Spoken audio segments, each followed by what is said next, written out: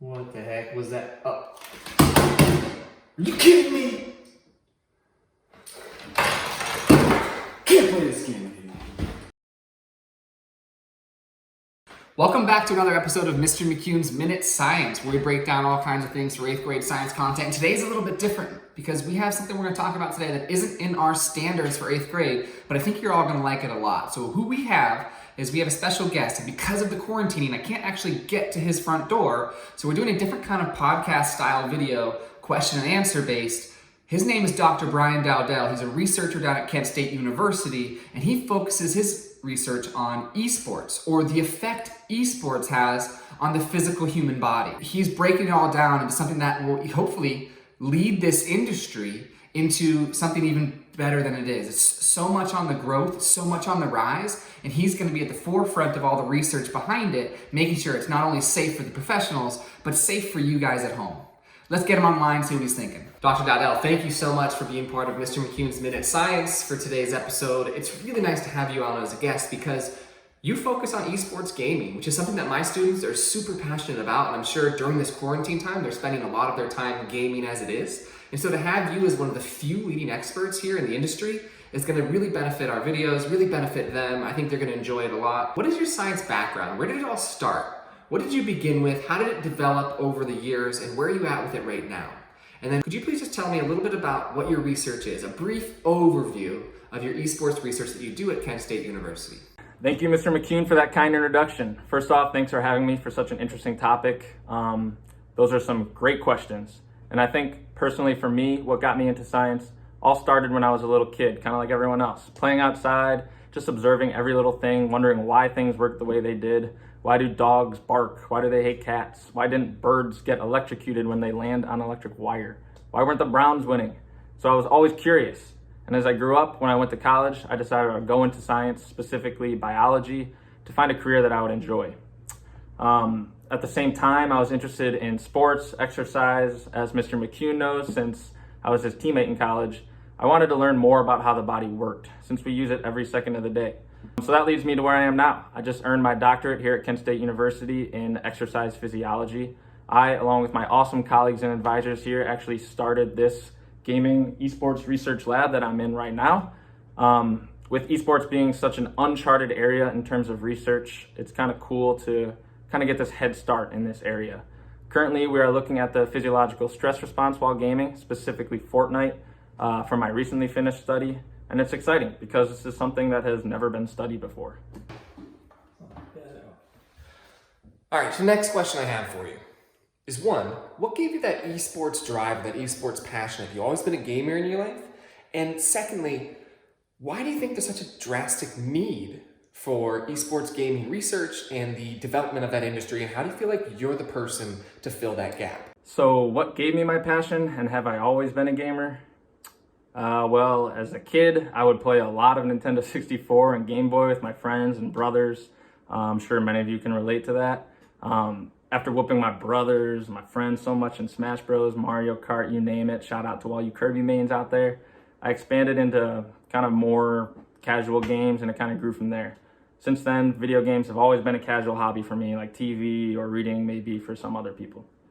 As for the need for research, well, as you all may know, esports, multiplayer gaming in general, have been booming. Fortnite players, I think they said there were 300 million players back in 2019. Call of Duty, Apex, aka the Fortnite killer, you name it. What do these games all share in common? They're competitive, and that's the key. As a kid, we didn't have as many competitive games that are as big as they are today. And how are these competitive games different than casual games? Well, you may experience it firsthand.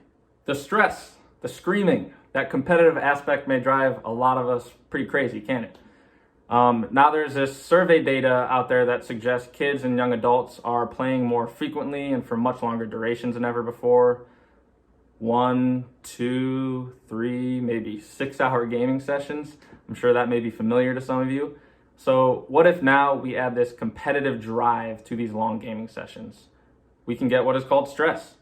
Now, stress can be both psychological or it could be physiological. It can be a good thing or it can be a bad thing.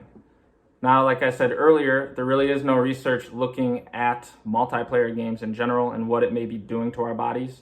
So that's where I come in. Utilizing my background and knowledge on the subject already, I want to study and research this potential stress that gaming may be having on our body. Recently, I looked at what we call cardiovascular stress reactivity while playing Fortnite. This is the heart and blood vessels response to any kind of stress. For example, you knock over a glass or a cup, what happens? Immediately, your heart starts beating rapidly, right? You might have to stand up in front of the class, what happens? Your heart starts beating rapidly, right? You're at the bottom of your basement steps, and you don't just walk up, right? Because who does that? You have to run up the stairs. So this is stress. Your body, your heart has to respond to something. So what happens? Your heart rate elevates, your blood pressure elevates as well.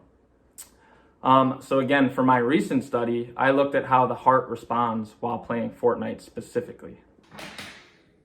Dr. Dowdell, the only doctor in this place is me. I'm the only one taking down the opponents in this arena. I'm the one who's online every single day, taking out all the Christmas. Excuse me, I don't quite know what that was. Anyway, so what I want to get to is, what was your scientific process behind your research? What were the independent variables, the dependent variables you were looking to measure? And lastly, what was your initial hypothesis, and did that prove to be true? Or was it different than you originally expected? It all started when I observed my friend and roommate at the time, shout out Joe. He is a PhD student at Florida State right now. Anyways, he was playing Fortnite and we hooked him up to a heart rate monitor. And Joe's a pretty intense player, like I'm sure a lot of you are. Are you freaking kidding me? Come on! Lo and behold, his heart rate was through the roof, almost 100 beats per minute the whole time. It'd shoot up to 150, 160. He's a pretty intense player. So the first step was the observation. The next step was that I hypothesized that we would see a pretty significant stress response while playing Fortnite Battle Royale specifically. So, like any good scientist would do, I came up with an experiment to test this hypothesis. My main dependent variables, or what you measure, was heart rate and blood pressure before and during gaming for an entire 60 minutes. Like any other good experiment, I also had a separate control condition in which the study participants played Fortnite's non-competitive mode called Save the World.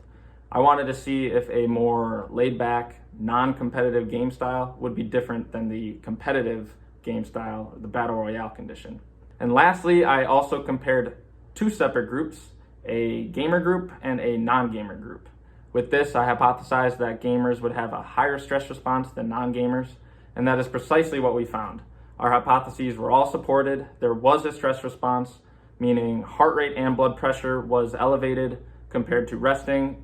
Battle Royale caused a higher stress response than Save the World, and gamers had higher heart rates and blood pressure increases while gaming compared to the non-gamers. Don't even get me started. Dr. Bryan Dowdell. The only PhD in this room here is me. You see that right up there? That's my PhD. You see this right here? This is my diploma. This is where I get all my grades. I am the PhD. I am the 2021 Olympic pick in Tokyo for the Fortnite World Cup. I am a 5-time video game champion. This here right here, this is 700 karat gold. You even know how much that is? Dr. Bryan Dowdell. Next thing you're probably gonna tell me is what stood out the most in my research? And I don't know, maybe you tell all my viewers something that they could get out of this. You know, how could they become a better gamer for all of this? What kind of things can they take or appreciate from all of your research? I'm sure a PhD. Not here. So what stood out most with my research was that, yes, competitive gaming, in this case Fortnite, does induce a significant stress response. Even non-gamers had a stress response while playing Battle Royale. Gamers had significant elevations in heart rate and blood pressure for the entirety of the 60 minutes, and it seems as though who played the games regularly had even higher heart rates and blood pressure while playing. Now, I've seen Mr. McCune play, and he has a pretty intense play style, and he might fit in that higher intense category, I can tell you that. Now, some of you might be thinking, well, that's pretty good, right? It's almost as if we're exercising. Well, the difference with exercise is that you are actually using active peripheral muscles. You're creating this peripheral need for blood and oxygen. Hence, our heart will pump faster and harder to send more blood and oxygen to our working muscles. When we are gaming, we're not really exercising and we're actually sedentary. We're not moving. This may actually have adverse health effects. Again, we don't really know yet because this has not really been studied, but that is what I'm going to try and tackle moving forward. Maybe there are some associated health benefits with gaming. Maybe there are some cognitive benefits. We don't really know. Maybe the stress response is good for performance. Maybe that's what's holding Mr. McCune back from becoming the greatest player in the planet. Again, we're not really sure yet, and there's a lot of work cut out for us and others who are interested in this while we research this in the future. So next time you guys are all playing competitive games, run a little experiment on yourself. Check your heart rate. If you have a Fitbit or Apple Watch, for example, see if your heart rate is elevated while playing. You might find some interesting results. Let us know, let Mr. McCune know what you find. If you feel a little stressed out while playing, maybe take a short time and relax a little bit. Everything's gonna be okay. I hope I answered all your questions. It's been a pleasure doing this. With everybody holed up at home right now, this is a very relevant topic and it's nice to address it. So thanks again, Mr. McCune, and happy gaming, everyone.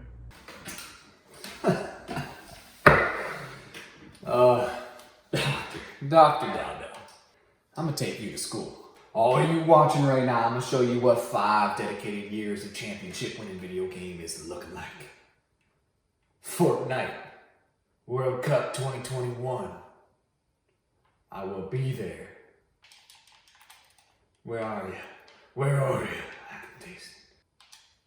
Oh, time to get RPG'd. What the heck is that thing? What the heck was that? Oh. You kidding me? Can't believe